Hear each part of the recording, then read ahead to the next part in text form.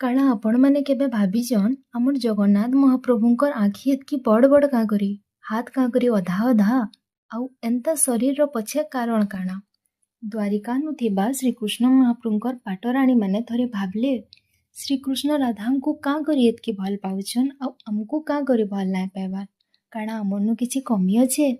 ତ ସେମାନେ ଭାବଲେ ଯେହେତୁ ରାଧା ଆଉ କୃଷ୍ଣ ଛୋଟ ବେଲୁ ଏକା ସାଙ୍ଗେ ରହିଥିଲା ଆସୁଛନ୍ ତ ଆମେ ତାକର ଛୋଟ ବେଲର କଥା ଜାନବାର ଦରକାର। ସେମାନେ ଗଲେ ମାତା ରୋହିଣୀଙ୍କର ପାଖକୁ ଆଉ ତାଙ୍କୁ ରିକ୍ୱେଷ୍ଟ କଲେ ଆମକୁ ଶ୍ରୀକୃଷ୍ଣ ମହାପ୍ରଭୁଙ୍କର ଛୋଟ ବେଲର କଥା କହୁନ୍। ମାତା ରୋହିଣୀ ହଁ କହିଲେ, କିନ୍ତୁ ଗୋଟେ ସର୍ତ୍ତରେ। ମାତା ରୋହିଣୀ କହିଲେ କି ମୁଇଁ ତୁମକୁ ଶ୍ରୀକୃଷ୍ଣ ମହାପ୍ରଭୁଙ୍କର ଛୋଟ ବେଲର କଥା କହିଲା ବେଲେ ଶ୍ରୀକୃଷ୍ଣ ବଲରାମ ନାଇଁ ଶୁଣବାର କଥା। ଯଦି ସେମାନେ ଶୁଣି ପକାଲେ ତ ସେମାନେ ଭାବ ବିହ୍ୱଲ ହୋଇଯିବେ, ନାଇଁ ତ ଏନ୍ତା ବି ହେଇପାରେ କି ସେମାନେ ତମକୁ ମାଙ୍କୁ ଛାଡ଼ିକିରି ସବୁଦିନ ଲାଗି ବୃନ୍ଦାବନକେ ପଲେଇ ଯାଇପାରନ୍। ଯେହେତୁ ଶ୍ରୀକୃଷ୍ଣ ଦ୍ୱାରିକାଧୀଶୀ ତ ଦ୍ୱାରପାଲ ମାନେ ତାହାକୁ କେବେ ଅଟକେଇ ନାଇଁ ପାରନ୍।